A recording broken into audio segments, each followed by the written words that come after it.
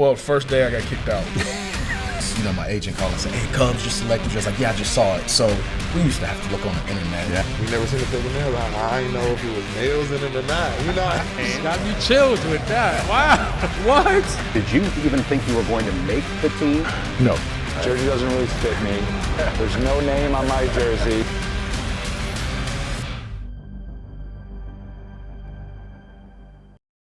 Hi again, everybody, and welcome to the Let's Rain podcast. I'm your host, Dan Hoard. We are presented by Cincy Light, Cincinnati's light beer. And don't forget, every Cincy Light that you purchase helps Bearcat Athletics.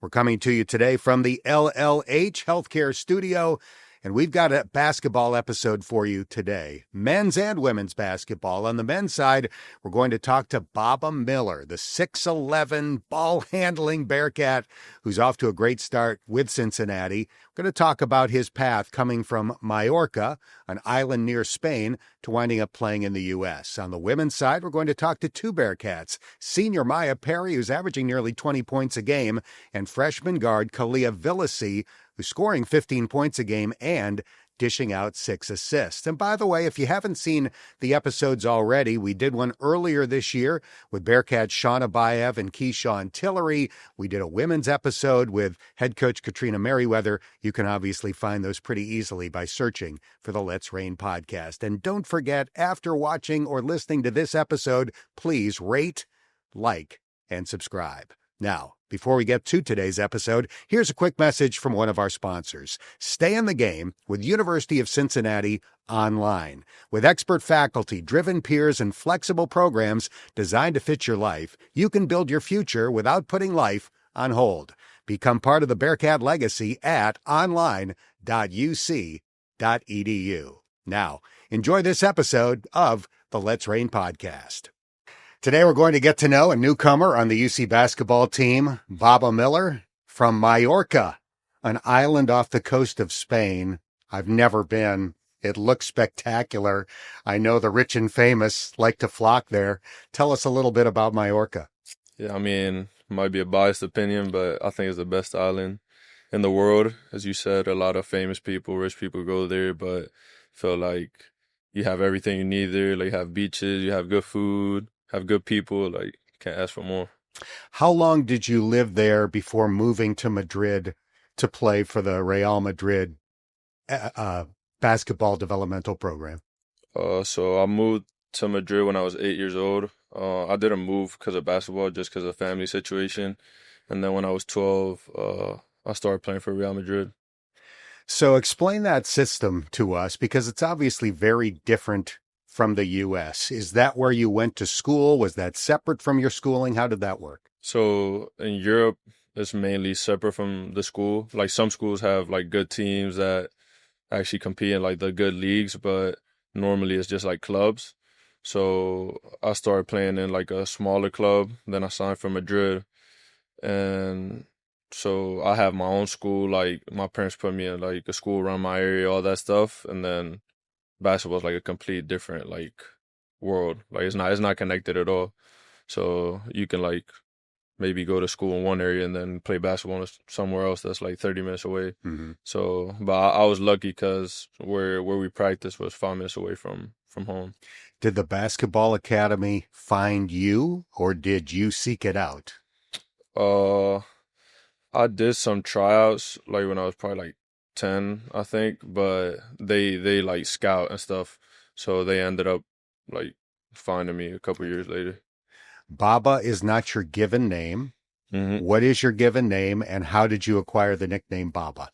So my full name is Papa Abubakar Bartolome Miller, and so a Baba car, so Baba, like, it's just easier for everyone. Gotcha. So Baba is the shortened version of the 3 of those 4 names. Yeah. Basically. How did you take up basketball? I mean, I've just always played. Like, since I was a kid, like, I remember getting my first hoop, first basket when I was like 3 years old, and I feel like it's just been a part of me since I was born, basically. Any family history? Nah, not really. Like, my mom played a little bit of tennis and stuff growing up, but I feel like they just saw I was going to be tall, so they gave me a basketball and I just stuck with it. You're 6'11", but you handle the ball like a guard. Mhm. Did you develop those skills and then shoot up, or did you always work on ball handling skills from your earliest age? I mean, I feel like as a kid, everybody does a little bit of everything. So then the coaches kind of figure you out as a player as you grow up. But when I was around 14, 15, my coaches started playing me more as a wing instead of a big because I was very skinny. And I feel like that's when I actually started to like work on like all those like guard skills or whatever.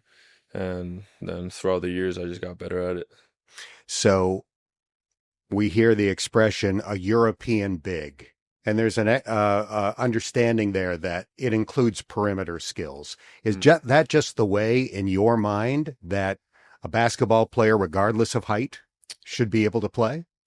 Yeah, I mean, I feel like the new modern age of basketball, like everybody does a bit of everything.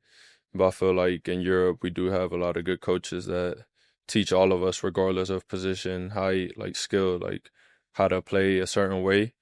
And like as time goes on and you develop, like I feel like everybody has a base to where we can do a bit of everything and just read the game. Who were some of the players that you admired growing up? I mean, a lot of like Madrid players like Rudy Fernandez, Sergio Yul, like Felipe Reyes, Pau Gasol. I don't know, like all the like Spanish legends, but then also like obviously like NBA players, Kevin Durant, LeBron James, like I don't know, Russell Westbrook is one of my favorite, James Harden. Mm-hmm. But I feel like I don't know, like being from Europe, you have like all these legendary Spanish players that competed against all these like big time players from the States. So I feel like you really get to admire those guys a lot. You've been involved with Spain's national teams at whatever age group that you're a part of, and with the primary team as well. Have you had the opportunity to play with a lot of the guys that you mentioned? So when I was 17, I debuted with Real Madrid's like senior team. So I got to practice with the guys. So like Rudy, like he's also from Mallorca, so I really look up to him. Sergio Yul also was on the team. There's a lot of guys that are like big time. You know, obviously it's Real Madrid, but then also in the national team, I got to play with guys with like Juancho Hernan Gomez, Billy Hernan Gomez, I don't know, Alberto Diaz, like all these guys that you just watch on TV when you're a little bit younger and like hope to be in a position like they are one day. So you're 17 years old, playing with the legends from your country. How did they treat you at that age? I mean, honestly, they treated me pretty well. It was me and two other teammates that started practicing with them like here and there.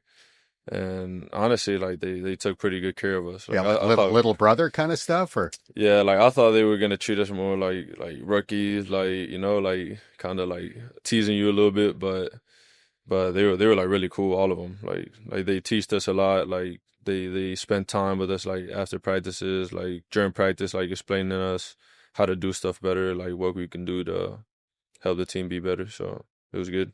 I imagine a lot of those guys have kept a close eye on your progress ever since. They're probably really invested in your success. Have they stayed in touch? Do you hear from them at all?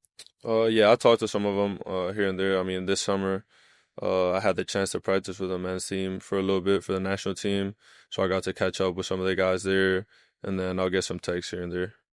A couple of summers ago, you helped Spain win the gold medal in the World Cup for your age group. I think that was the under-19 age group.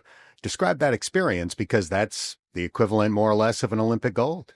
Yeah, to me, it's my best basketball experience I've ever had. Like, I mean, it's a World Cup. Like, you're competing against the best guys in your age group, and then also just doing it with guys that I've known since I was a kid. Like, I don't know, it's just special. And also because we kind of cruised through the whole tournament, and then the final was really hard.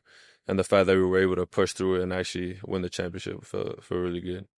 Is playing for Spain in the Olympics a goal, a dream? Where is that on your list of things you would like to do someday? Yeah, like one of my biggest goals is to be a important guy on the men's national team, and obviously like playing in the Olympics, like to me would be insane. Like Olympics, World Cup, Eurobasket, to me is one of my biggest goals. But especially I feel like the Olympics, like just the whole like sports community, like going to one country, competing at the highest level, I feel like that's something really special. And and I want to get there. So, Baba, let's turn the clock back a few years. When you were 18, you had a decision to make. Do I stay in Spain and continue to develop with my peers, or do I try going to the U.S. and play college basketball? How difficult was the decision, and what ultimately led you to come to the U.S.? I don't think it was too difficult, honestly. It was a long process, so I had time to actually decide if it's what I really wanted to do. So this school started reaching out to me probably a year prior to actually committing to come to college. And at first I wasn't really serious about it. Like, I just had more in mind just staying in Europe, like just keep developing in Europe, playing or whatever. But then I started to hear from like schools that I was like, damn, like this might be interesting or whatever. And from there it was just like a snowball effect. Like more schools started to reach out and stuff, and then just thinking about it, like talking with my people and stuff, just thought it was the best decision. Like being able to come to college, like play a lot, develop, get a degree, like that's, I feel like have everything you need. I'm sure you had a lot of exposure to the NBA. Did you know how big of a deal college basketball was in the U.S. and the NCAA tournament and things like that? I feel like I had an idea, but I don't think I understood it as much. Like, I feel like being from overseas, you see it as like a movie. Like, you just imagine it as like a movie. And then once you get here, it's like the real deal. Like, I don't know, it's so much like passion, and everybody lives it so much. Like, I don't know, I love college basketball. Like, it's the league of basketball I enjoy watching the most, honestly, just because of how invested the people are. But yeah, I feel like once I came here, I got a better understanding of what it was. How was the cultural adjustment? You started out at Florida State. Were you as fluent in English as you are now? And was it an easy transition? I mean, it was pretty smooth at first, but then I had all that stuff with NCAA where I had to miss some games. So it was a bit up and down, but overall, like it was a good like life experience. Like I enjoyed my time there, got to know a lot of good people. And my English, like, it was decent, but I feel like after being here a few years, I've gotten better at it. But like my family is British, so I've known how to speak English my whole life. So let me focus on what you referenced there. Your first year at Florida State, you weren't allowed to play the first half of the season, and it was kind of a big story nationally. Most people seem to think that the NCAA was giving you a raw deal. Obviously, I'm sure you felt the same way. How difficult was that, considering you came to the U.S. specifically for this great opportunity, and now you got to wait half a year? I mean, honestly, in the moment, I didn't think as much of it. Like, I just felt like, okay, like, I just got to deal with it, like, use this time to get better and get ready for whenever I get to play. But then, like, as I've, like, gone older and stuff and looking back at it, like, I feel like it was a pretty, like, big challenge. Like, I don't know, like I feel like you don't realize like what you went through till after you got through it. But I think it was a great experience for me, like personally, like even like outside of basketball as a person, just going through something like that to where I have to like just figure it out and just keep working even though stuff isn't going how I wanted to. This is your fourth year of playing in the U.S. You're listed as a senior on the roster. Could you get that year back? In situations like that, the NCAA often more or less makes restitution if challenged. Is that a possibility? I mean, honestly, I haven't like looked into it or really thought about it, but I mean, I guess if I really wanted to try, like I wouldn't lose anything for trying. But I mean, seeing how the landscape is now, like you never know. Seeing how the landscape is now, it's probably likely. It seems like anything, anytime the NCAA is challenged, the NCAA loses.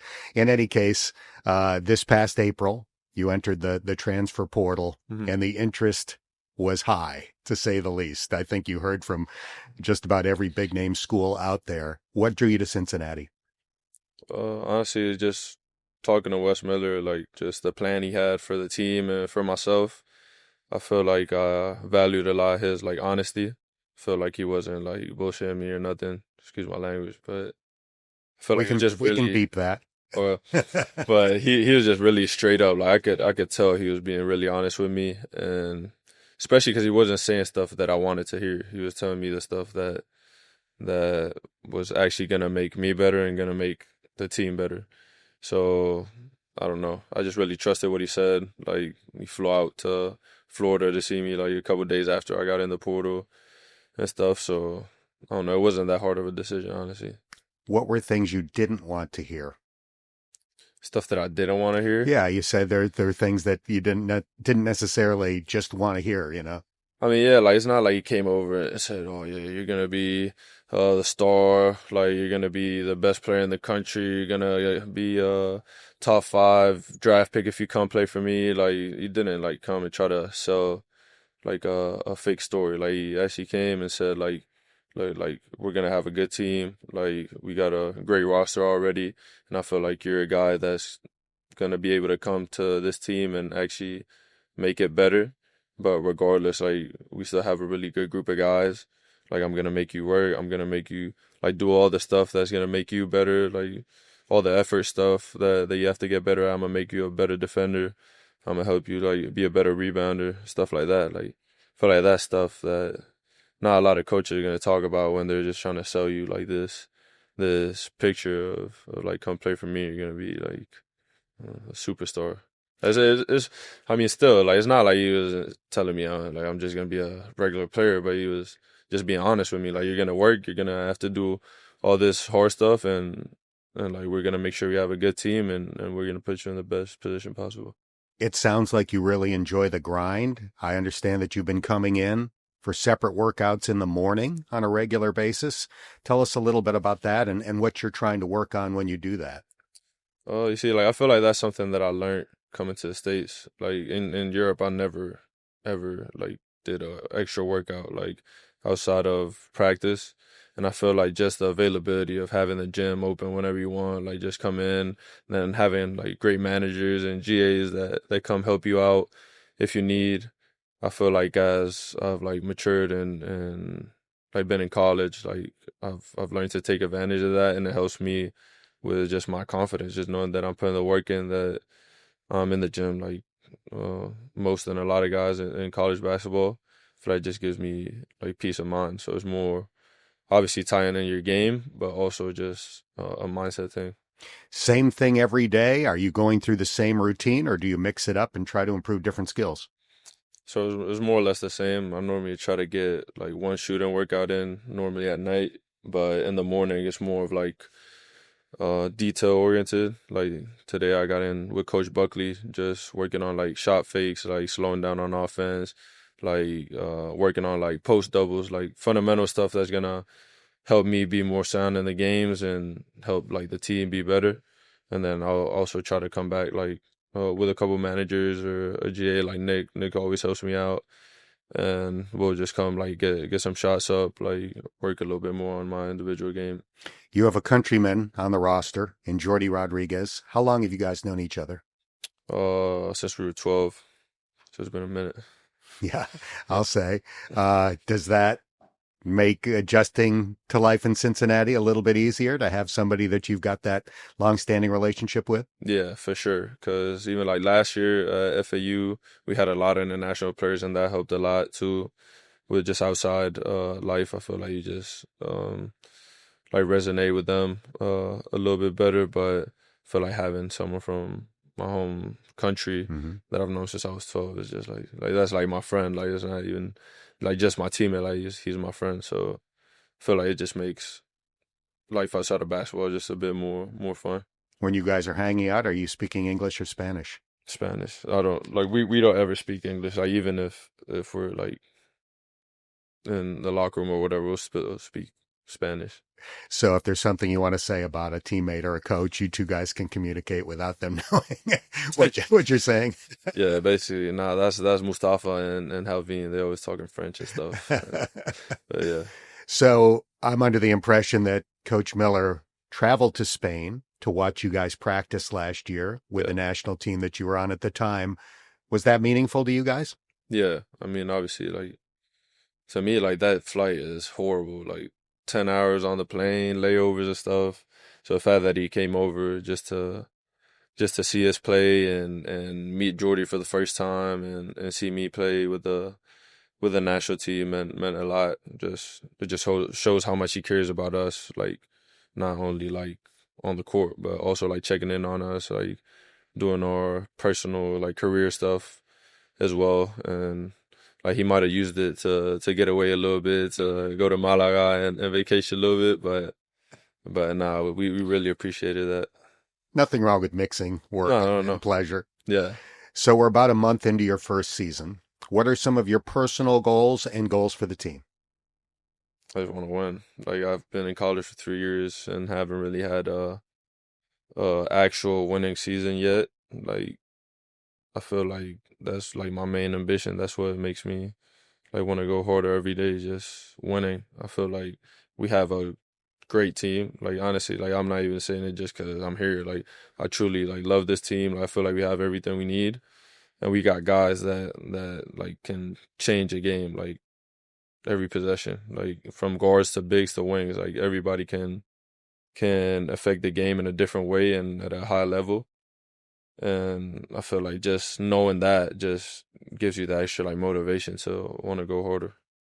The Big 12 is a gauntlet. How much are you looking forward to the competition you're going to face in this league? I can't wait, honestly, because I mean, this year I think is the best league in the country. It's gonna be very physical, very hard. Like it's like grown men out there, and I feel like we're gonna have like a great opportunity to actually do something special this year. So, and me personally, like having the opportunity to come back to high major and compete against some of the best players in the country is just great. Like I just honestly can't wait. I've seen old articles where you were projected to be an NBA draft pick from a very early age. When did that dream start to kick in for you as something that you could strive for?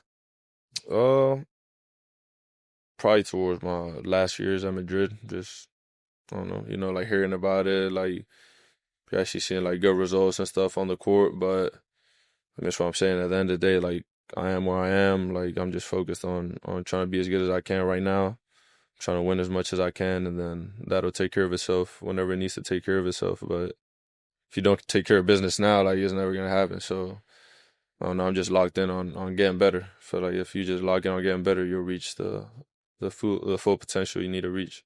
So. Well, we love having you here in Cincinnati. We're thrilled that you chose to be a Bearcat, and we wish you the best of luck the rest of this year. Thank you. Thanks, Pablo. Katrina Merriweather is building something special at the University of Cincinnati with one of the top recruiting classes in the country. And today we're going to get to know a couple of Bearcats who are off to exceptional starts this season. Senior Mya Perry is averaging 19 points a game. Freshman Caliyah DeVillasee, who's averaging about 15 points and 6 assists. I want to start out by having you two make my job easy by describing each other. So Mya, tell us a little bit about your teammate, Caliyah. Outside the court, she's a very sweethearted person, always there for you when you need her. And then on the court, she's just a hustle player. She's going to make sure she gets you the ball, and she's a great facilitator. I think it's just amazing to be on the court with somebody like her, especially as a freshman. I'm excited to see her years after her freshman year, her sophomore, junior, and senior year. Even though I won't be here, I'll be watching. So I think it's going to be exceptional to watch her collegiate season this year. Caliyah, your turn to talk about Mya. Aww. Okay. I don't think I can top Don't that. cry. But off the court, yeah, she is an amazing human being. She cares for a lot of people, and she shows that through everything she does, like little things like buying food, like today, like she just did. On the court, that's my go-to person to pass the ball to. I know she's going to hit it down for me, and she loves the team, and it shows on the court too as well by hustle plays. Again, like she doesn't give up, and she's going to push us to be the best us, you know? She bought you food today? Yes, she did. She definitely did. Gotta make sure my kids eat. There you go. You're both newcomers to the program this year. Mya, you're from Reynoldsburg, Ohio, near Columbus. You spent the last couple of years at Florida Atlantic, where you were an all-league performer last year. Why did you choose to play for Cincinnati this year? This team was just a really open family. The moment that I got here, it was very easygoing conversations. The conversations that I had with Trina was very forward. She let me know what she needed from me. And I think it just gave me an all-around experience that I really wanted to enjoy what she was saying. And then when I came here on my visit and I met the team, it was exactly what I wanted. And just being close to home, definitely for my last year, having my family here, it's just a all-around amazing experience. And so that's why I chose to come home to Cincinnati. Caliyah, you were the number one ranked player in Maryland, a top 100 recruit nationally. I'm sure you had plenty of options. Why did you choose Cincinnati? Like she said, the family base, the sisterhood is like exactly what it means. So we're all connected together, out of the court, out of the court, on the court and outside of the court. Like we all connect in a different way. And the coaches, like they're my second family, especially being away from Baltimore. I'm not going to have my family here, like my mom and dad. So like having them is just, it warms my heart. You mentioned sisterhood. Yes. That is the official hashtag for the UC women's basketball program. It's more than a slogan, right? This is the key to what Katrina is trying to build. Exactly. Elaborate. So the sisterhood, basically, it just means exactly what it is. We're more than teammates. We are definitely sisters. We care for each other on and off the court. We always make sure that everybody is straight. Whether you just need a phone call, whether you need somebody to come to your room to talk to, we're always there for each other. Like, this is really our second family, and you know that if you need anything, you can call any of us, and we just lean on each other all the time, even through tough times and good times. Is that different from other programs around the country, do you think? Yes. A lot of programs, they have like separate little groups and stuff like that. But this program, we all get along. It's kind of crazy because Trina don't like it sometimes, but like we're really close off the court. And sometimes it's not just about basketball. It's about just hanging out with each other, being there for each other, and just being that home like for everybody. So that's how it is. Let's talk about some of your personal accomplishments so far this year. In your debut, Mya, you scored 31 points. Mm-hmm. Your first game as a Bearcat. Were you determined to make a good first impression?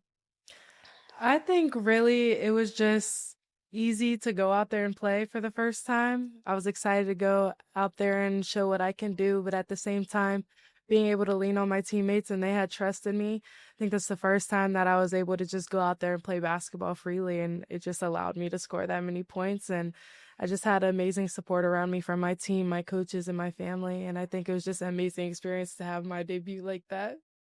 Caliyah, you have already set a school record 1 month into your freshman year, which is pretty extraordinary. You had 15 assists in a single game. Did you have any idea that the number was getting that high? And did you have any idea what the school record was? School record, no. I seen the number getting high, but like, again, I can't really take all the credit for it. I passed the teammates the ball. The ball got to go in to get the assist. So like, I really thank them so much for like me helping me get to that record and breaking that record. It was definitely a cool experience. I didn't know that 14 was the highest. So like when I got to that point and like my teammates was cheering for it, just warmed my heart. I understand your nickname is Lil Bit. Yes. Give me the origin story of that nickname. When I was younger, my aunt called me that because I was the littlest on the team, and I just stuck with it. I just liked the sound of it, and now it's like a name that like people know of me, you know, like that's just me. And it's like different from other people's nicknames, you know, so I just stuck with it.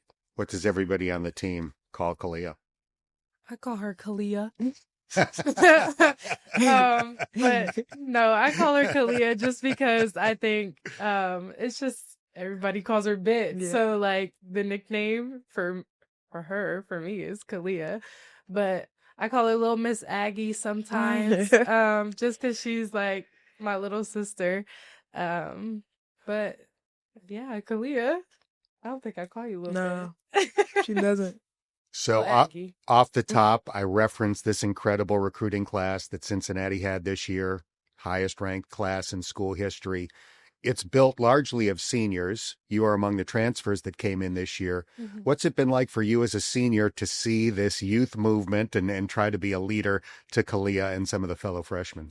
It's been really amazing. They're an amazing group to be a leader to. They're very open-minded to anything and always ready to learn.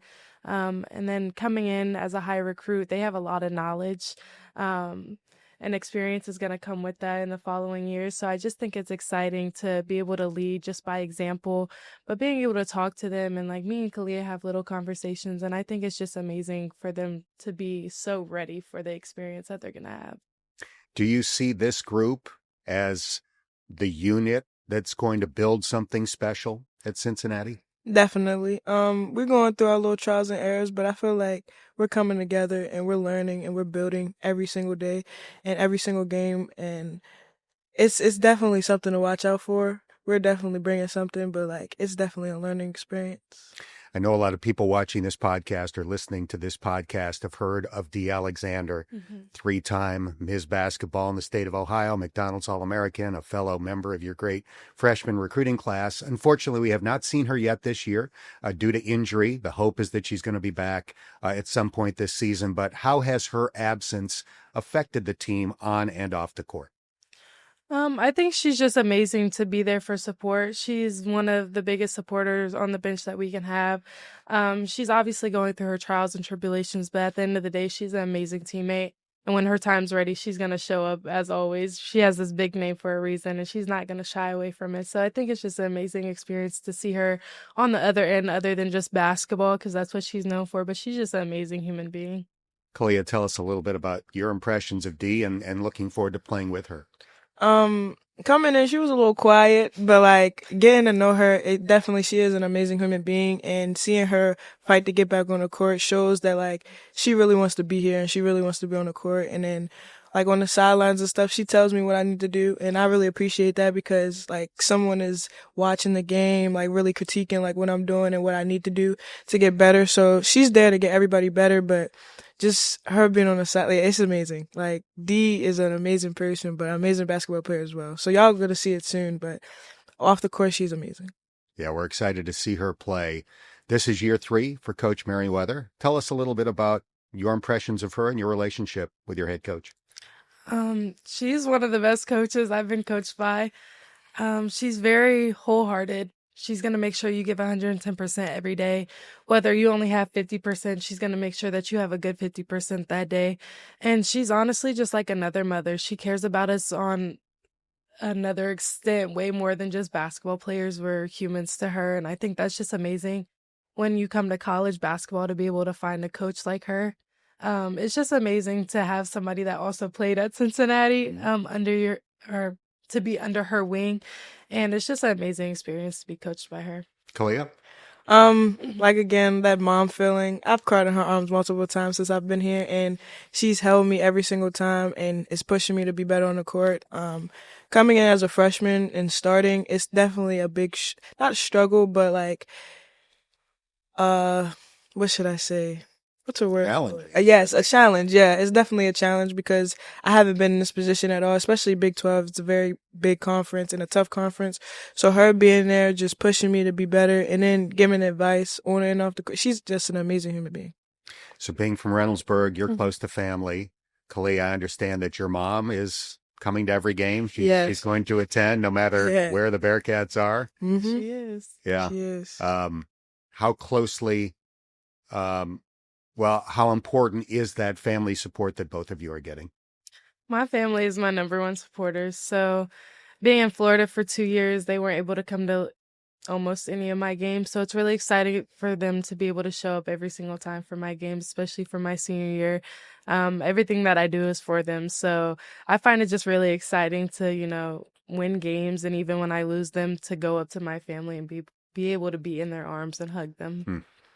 Family means a lot to me. I wear the number 4 for them because I have 5 people in my family. I'm the 5th one. So wearing that on my front and on my back is just doing it for them. And having my mom be there every single time, like able to hug her. She's able to watch my games and like see everything that she put into it is like paying off. It's just like a great thing in a way because I'm doing it for her in a way, and my family and my brothers, like they put a lot into me.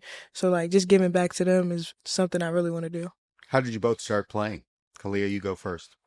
My big brother used to play basketball. And when I was little, I just always had a ball in my hand and I just started dribbling, and then I fell in love with it. Like, I just fell in love with watching him play, fell in love with how the game goes. It was just a love for the game that I couldn't focus on anything else. My mom tried to put me in gymnastics and all of that. Like, it was just my love for the game just overrided all those other sports. So, Maya? So I wanted to be a cheerleader and a gymnast. So that's funny. So actually there was one day that my dad was taking my sister to go play basketball, and we ended up going to the wrong gym, and there was little girls in there playing basketball around my age, and they had bows in their hair and everything. So I thought it was the cutest thing, and I looked at my dad and I was like, oh my God, they get to wear bows. So can I play basketball too? And he looked at me and was like, you want to play basketball? And he put me in basketball, and I've stuck with it ever since. So I guess everything happens for a reason. Yeah. The power of the bow. Who knows? Exactly. So in August, before the season began, you guys all took a trip as a team to Italy. mm-hmm. Not bad. It's a Not bad nice at all. perk of being a Bearcat. Yeah. Describe some of the things you enjoyed about that trip. I enjoyed the history of it, learning a new country, and being able to explore the culture that they have there. And then also on the basketball end, being able to play against another team so early. I think it's a really fun experience to just see the chemistry that you have so early on. And it was just an amazing experience to be able to travel with everybody and be out there for a week.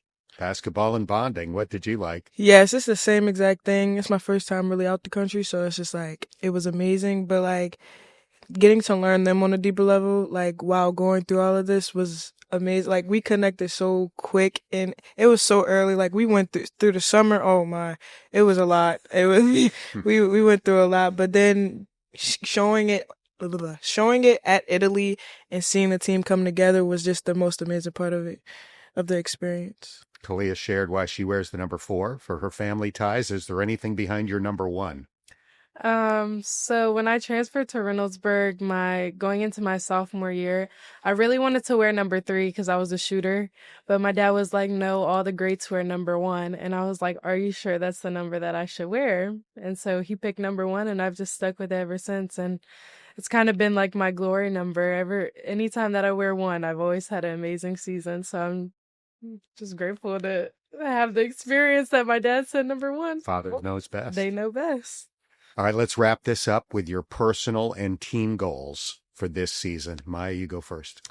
My personal goal would just be to get myself to be a better leader.